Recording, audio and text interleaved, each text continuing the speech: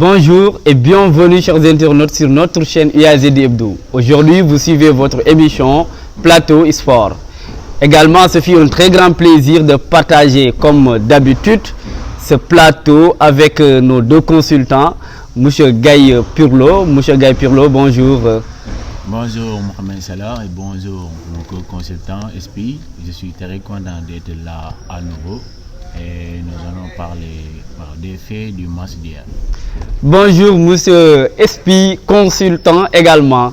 Bonjour Monsieur Suleiman Seydi et bonjour à Monsieur Gaye Purlo. Et également, je suis très honoré d'être à nouveau sur ce plateau. Et voilà M. Gaye Purlo, déjà ce sont deux grands joueurs de l'université, donc ce qui veut dire qu'on va parler quand même le talent footballistique ici au sein de l'université. Hier, il y avait eu le match de Ibuprofen vice-Tchadar, tout en sachant que l'aller c'était un but partout. Et hier aussi, ils ont eu à faire le même score, un but partout, sauf que c'était à la première mi-temps, mais par la suite, Tchadar a pu quand même prendre voilà, le guichet de la qualification quand même sur Ibuprofen. Ndiaga, comment est-ce que vous avez constaté le match? Bonjour à tout le monde. Donc, je dirais que le match aller c'était tellement serré parce qu'au début, c'était l'équipe Ibuprofen qui avait dominé le score 1-0 dès le premier mi-temps. Et au second mi-temps, l'équipe de Tchadar a su intervenir avec un but de Barham. Donc ce qui fait 1-1 et l'aller, ce match s'était terminé à 1-1. Donc hier, c'était le match de retour. On avait vraiment aimé l'atmosphère d'hier parce que c'était deux équipes qui se connaissent. Et hier, comme l'événement du match d'aller, hier, il n'y avait pas de score sur le match. Les deux équipes se sont neutralisées par 1-0, 1-1 partout. Donc, raison pour laquelle on a su départager les deux équipes sur les séances de tir au but. Et par chance, l'équipe de Tchadar a gagné 5-3 ou 5-4. Oui. Mais il y avait quand même cette confiance qu'on sentait de l'équipe Ibuprofen de médecine. D'ailleurs, moi, je me demande pourquoi l'équipe Ibuprofen, pourquoi on n'a pas dit UFR Santé, équipe médecine, mais plutôt Ibuprofen SP? Comme nous sommes des consultants, donc on peut se permettre d'analyser certains noms. Et évidemment, l'Ibuprofen, par rapport à la médecine, Ibuprofen c'est un médicament. C'est un médicament, voilà. Donc si on entend Ibuprofen, si l'équipe de médecine a choisi ce nom, Ibuprofen, c'est peut-être parce qu'ils veulent montrer aux gens qu'ils veulent, c'est-à-dire rayer les microbes, rayer les microbes quoi, du corps. Si on peut le dire comme ça, c'est-à-dire considérons le tournant comme un corps humain. Et les autres équipes sont des microbes. Maintenant, eux, ils sont l'antibiotique qui va venir éliminer les microbes. Vous voyez? Alors, c'est l'explication que je peux donner en tout cas au choix du nom qu'ils ont fait. Donc ils étaient venus juste pour soigner l'équipe de Tchadar. Voilà, donc Tchadar était considéré comme une équipe malade, si on peut le dire ainsi. Et quand même, comme je disais tantôt, l'équipe de Ibuprofen, quand même, certes, ils ont eu à être éliminés par Tchadar, mais quand même tout au début, c'était Ibuprofen qui avait dominé le match. Et d'ailleurs, ils étaient beaucoup plus organisés. Surtout avec l'attaquant Dama, comme on le sait, qui est efficace, et également le capitaine. Mais voilà, on a vu quand même la défense de Tchadar, surtout avec MHD. Quelle analyse qu'on peut tirer là-dessus? Oui, MHD, c'est un joueur qui vraiment est calme en tout cas. Il a un jeu calme, il est attentif.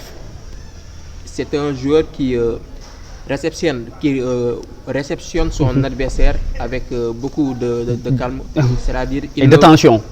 C'est ça. Il ne vient pas directement contre-attaque, mais il est calme. Il attend sa proie jusqu'à ce qu'il vienne et ensuite Effectivement, parce que malgré le fait que la défense de Tchadar soit désorganisée, il était quand même le seul à pouvoir être sur la bonne voie, de pouvoir un peu gagner certains duels avec Dama. Oui. Comment est-ce que tu avais vu Dama hier? Parce que quand même, quoi qu'on puisse dire, il était l'élément moteur de l'équipe ibuprofène. Oui, oui. Quel constat qu'on peut faire sur Dama? Je dirais sans doute que Dama, c'est un joueur tellement talentueux et il est très motivé, c'est un grand homme, un grand joueur et aussi un leader. Parce que vous le savez qu'il est joueur et capitaine en même temps et aussi il est le président de l'équipe de médecine. Et ça veut dire que les attentions que l'équipe a portées sur Dama n'est plus à démontrer. Raison pour laquelle hier il a fait un grand match. Il a su contrôler, faire des passes et commettre des fautes. Hier, il était vraiment décisif, mais par malchance, on me l'a dit, chaque match, il y aura forcément des vainqueurs et des vaincus. Hier, on disait que le premier mi-temps, c'était seulement l'équipe de médecine qui avait dominé tout au long du match. Et aussi avec Dama qui était vraiment décisif sur ce coup-là, mais par malchance, ils ont raté le match. Oui, en fait, Abou Esbi, comment est-ce qu'on peut dire, par exemple, le fait que l'équipe de Tchadar soit désorganisée? Est-ce que c'est pas parce qu'il y avait quand même le milieu terrain de l'équipe ibuprofène, Mohamed Diallo, qui sillonnait et ratissait tout le milieu de terrain? Comment est-ce qu'on peut étudier un peu la désorganisation dès la première mi-temps de l'équipe de Tchadar? C'est parce que Mohamed Diallo, l'équipe ibuprofène, a bien su gérer son poste. D'ailleurs, il a même neutralisé le milieu de terrain de l'équipe de Tchadar. Sadio, le numéro 10. C'est ça. Parce que Sadio, il avait beaucoup de ballons, mais n'avait pas avec qui combiner, effectivement. Ouais, c'est ça. Parce que lorsqu'il essayait quand même de faire des passes, Mohamed Diallo l'interceptait. Effectivement. Voilà. C'est ça. Il le maîtrisait carrément. Donc, il a eu à maîtriser. Est-ce que ce n'est pas d'ailleurs ce qui a amené la rupture de certaines passes de profondeur? Parce que dès la première mi-temps, Sadio n'a pu faire que 3 passes profondeur, mais qui ne sont pas réalisables et qui étaient tous destinés à Barham. Oui, c'est ça, c'est ça. Vous avez tout dit parce que Mohamed Diallo, le numéro 6 de l'équipe d'Ibuprofène, avait vraiment dominé et neutralisé le milieu de terrain de Tchadar parce qu'il était partout. Il était le numéro 10. Raison pour laquelle Sadio, le numéro 10 de Tchadar, n'avait pu pas faire beaucoup de passes pour Barham, l'excentré de l'équipe de Tchadar. Parce que vous savez que si toute équipe ils parviennent à neutraliser le milieu de terrain, ils détiennent le monopole du terrain. Effectivement. Parce que tout terrain, le corps du terrain, c'est le milieu de terrain. Et le premier mi-temps, force est de retenir que l'équipe d'Ibuprofène, avec l'aide de Mohamed Diallo, le numéro 6, a su gagner le milieu de terrain. Raison pour laquelle on constate une grande faiblesse autour du milieu de terrain de Tchadar qui n'avait pas pu faire beaucoup de passes vis-à-vis des autres vis-à-vis de leurs joueurs comme Barham et l'autre excentré Tunkara. Oui, c'était ça. Mais vu que Tchadar a déjà quand même décroché la qualification, qu'est-ce que normalement cette équipe devrait renforcer? Au regard surtout de ce match précédent. Si j'étais le coach, j'allais renforcer forcément le milieu de terrain et j'allais aussi, parce que le problème de Tchadar pour moi c'est un problème de positionnement. Parce que le premier mi-temps, il y avait des joueurs qui ne savaient pas là où défendre ou là où attaquer. Parce que j'ai constaté hier, il y avait un contre-attaque. L'équipe de Tchadar, tout le monde avait parti. Et dès la sortie du ballon de l'équipe adverse, ils étaient perdus. On se voyait même 6 contre 4. Mais par manque d'efficacité ou par manque de mentalité vis-à-vis des camps, l'équipe adverse n'avait pu pas marquer beaucoup de buts. Parce que je vous dis, parce que je l'ai déjà dit hier à votre cause que vous devez renforcer l'attaque et le milieu de terrain. Parce que si toute équipe vous défendez et vous ne parvenez pas à marquer, c'est inutile. Comme on le dit, la meilleure manière de s'attaquer, de se défendre, c'est d'attaquer, effectivement. Et voilà, je pense qu'il est important de le rappeler parce que dès la première mi-temps, l'équipe d'Ibuprofène a eu à avoir, ce ne reste que 3 occasions qui étaient quand même des occasions de but. Par contre, l'équipe d'Ibuprofène n'a eu aucune occasion qui va présenter un peu comme étant une occasion de but, même si dès la fin de la première mi-temps, à la 40e minute, je pense que c'est de là qu'ils ont eu à marquer. Alors, si on parle d'une manière générale, il y a eu quand même quelque part des malentendus, surtout avec le coach de Tchadar, qui était quand même très distingué, Ndiogu. Et voilà, comment est-ce que peut-être on pourrait pallier à ces genres d'organisation, surtout de la part de l'équipe organisatrice de ce tournoi? Parce qu'il y avait eu quand même des altercations entre l'arbitre et le coach ainsi que les joueurs, surtout de la part du coach de Tchadar Ndiogu. Comment est-ce qu'on pourrait pallier à ces genres de situations, Esfi? On peut dire que le coach de Tchadar Ndiogu, il a trop pris le match au sérieux. Parce que il s'est préparé physiquement et mystiquement, si on peut le dire. Comme on peut bien le constater lors de la série penalty. Il a quand même il était très mystique, très mystérieux même, avec sa bouteille, je ne sais pas, d'incantation, si on peut l'appeler comme ça. Oui. Alors il était dans le match. C'était comme si c'était lui qui devait porter le ballon et aller marquer des buts. Voyez? Alors il ne pouvait pas supporter que le match soit quand même un peu désorganisé et tourné en sa défaveur, effectivement. Voilà, raison pour laquelle il attaquait directement l'arbitre pour que quand même l'arbitre lui donne un peu d'occasion. Effectivement. Mais quand même, il a eu déstabilisé l'équipe de médecine parce que jusqu'à ce que même qu'il entre si on peut dire, voilà, petite échange avec Dama, le capitaine de médecine. Mais il faut le dire, Dama, en tant que président, il s'est su retenir. Tout de même, ici, en Ndiogu, c'était peut-être, est-ce qu'on ne peut pas dire que c'était une question de combat psychologique? C'était ça. Vous savez que Ndiogu, il est comme ça. Effectivement. Lui, quand il vient au terrain, il est enthousiasmé, il est animé d'une forte excitation, je pourrais dire, parce que lui, il est sur le banc, mais tout en sachant que, moi, je dirais qu'il est sur le terrain, parce qu'il n'arrête pas de hurler sur le dos des joueurs adverses, parce que hier, on l'avait vu, le capitaine de médecine ibuprofène qui est Dama, Ndiogu a parlé avec lui d'un ton vraiment exagéré, mais Dama, avec sa grandeur, en tant que président, et capitaine aussi, ce sont des nominations qui n'est pas du tout facile, parce que lui, il a su gérer le match et il n'a pas provoqué Ndiogu. Mais Ndiogu, comme on l'a dit, il commence par éveiller ses sentiments, je dirais, psychologiques ou mystiques, et même mystérieuses, parce que, comme vous l'avez dit, hier, il était vraiment sur le match. Il aimait vraiment gagner, parce qu'il avait employé tous les moyens nécessaires pour gagner ça. Il a réussi. Il a réussi, quoi qu'on puisse dire, il a réussi quand même. Je dirais même il a réussi.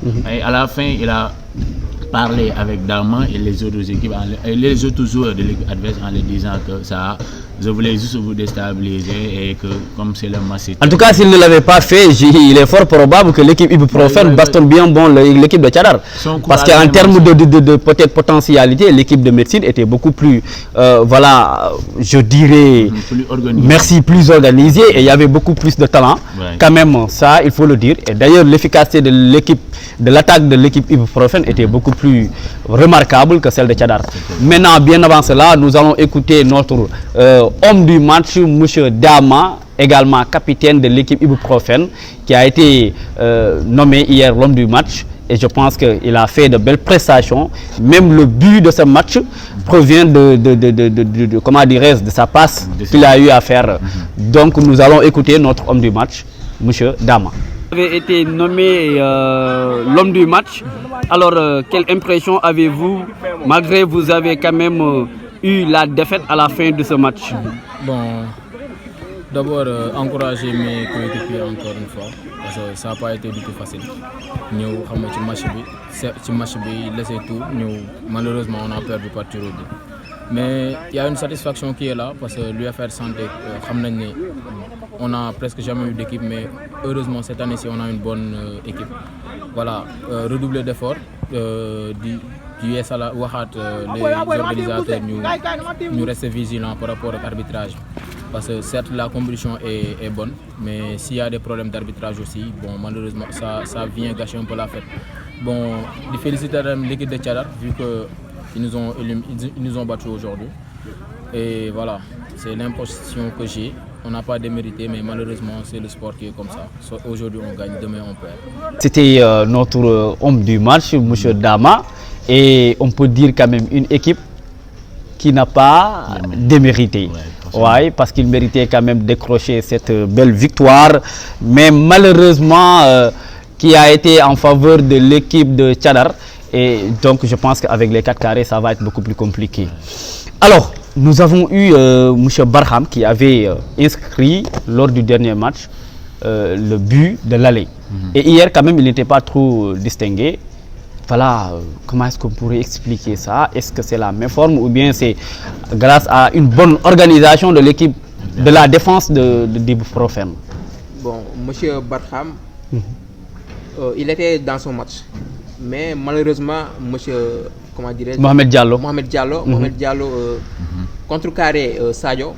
Et c'est Sadio qui devait donner les balles à Barham pour qu'il puisse centrer ou bien traverser la défense pour aller marquer un but. Effectivement. Et malheureusement, on n'a pas pu trop le remarquer sur le terrain parce que Mohamed Diallo, voilà, et son milieu de terrain avait dominé le match carrément. Voilà. Quand même, il parvenait à descendre jusqu'à même la défense, ne risque de récupérer les balles et de les remonter. Et d'ailleurs, sur ce, nous allons écouter également M. Barham juste après le match. Bon, comme vous l'avez très bien vu, on jouait un match vraiment palpitant et on a fini par gagner, l'équipe de Tchadar. On a gagné par tir au but, puisqu'au premier match, on avait fait un partout. Et au match retour, on a encore fait un partout, mais on a fini par gagner par les séries de tirs au but. Et on est vraiment content. Et tout en sachant qu'on a gagné, on va continuer la compétition et espérons que ça va aller de l'avant, Inch'Allah. Et voilà, c'était Barham. Quand même, on peut dire qu'il était confiant. Il est confiant, il reste quand même confiant. Est-ce qu'avec l'équipe de Tchadar, cette potentialité, on peut l'espérer de pallier encore une fois de nouveau avec les demi-finales? Diaga. Bah, oui, sans doute, on pourrait attendre ça, une autre atmosphère vis-à-vis des joueurs et des attaquants, parce que vous savez, les attaquants aiment bien que l'on les fournisse des ballons. Parce que si toutefois tu es attaquant et tu viens récupérer toi-même et aller, ça c'est deux boulots tellement difficiles. Mais l'attaquant doit seulement se contenter, je ne dirais pas toujours, mais se contenter qu'on lui donne qu'on lui procure de bonnes balles, de bonnes passes, et lui il se contente de concrétiser les occasions. Et Barham il est efficace. Vous voyez le match aller, le but qu'il a marqué, il a su tenir évidemment avec sérénité, parce que c'est pas facile qu'on vous donne un ballon et le gardien était sorti. Lui même il m'avait dit que je pourrais le marquer dès la première passe, mais je voulais être très sûr parce qu'il avait contrôlé le pied gauche, éliminé un, éliminé deux et ouf les camps et il a marqué cela. Donc je pense que c'est un grand joueur et si les demi-finales, son milieu de terrain parviennent à s'organiser à nouveau et recevoir de bonnes passes, lui seul il pourrait faire le faire. Alors je pense que l'équipe de Tchadar qu'il va quand même pallier de nouveau la demi-finale ou pas, mais on peut dire qu'il a un bon entraîneur qui sait quand même déstabiliser les adversaires. Alors Ndiogu, l'entraîneur. Effectivement, Ndiogu c'est un bon entraîneur parce que s'il continue dans cette lancée, ou bien sur cette lancée, il portera son équipe très très loin sur le tournoi. Parce qu'il sait comment déstabiliser son équipe et comment donner du courage à ses joueurs pour qu'ils aillent emporter la victoire. Effectivement, pour cela, nous allons écouter occasionnellement aussi le discours de cet entraîneur, M. Ndiogu. Le Mourinho. M. Mourinho. La spéciale. Avant tout, damay sant yàlla te di gërëm sama joueurs yi nga xamante ni ñoo nekkoon ci biir terrain bi am ci kontaante bu baax a baax te xamoon naa ne tôt ou tard fii laay mujj parce que wóolu naa samay joueurs. Donc looy wax équipe adverse bi ak voilà xam naa ne heure bii nii mere nañ la lool en tant que coach. di leen di féliciter tamit aussi. xamal leen na leen man nii laa mel naturellement mais nag jàpp ma dara ku ma xam ku ne xam ne du ma nitu problème di leen di féliciter di leen encourager te xam ne ay joueurs lañ yàlla moo tuddoon ngañ rek ñu am ko mais ñoom mënuñ leen mënuñ ñu noonu la fa demee. Et voilà, je pense que nous venons tout justement d'écouter Mourinho. Ouais, Ndiogu, le spécial one. Effectivement. Et maintenant, il nous reste quand même un seul match qui opposera Liverpool et Mbahan. Ouais, Liverpool et Mbahan. Mais quand même, il faut le dire, Liverpool, ils ont une très bonne équipe. Et quand même, il y a quand même des joueurs qui sont très talentueux. Également, l'équipe de Mbahan, il y a les Nado. Oui. Et le Jamil et capitaine Pablo. Voilà, c'est ça. Et leur entraîneur, c'est Lamine. C'est Lamine. Lamine.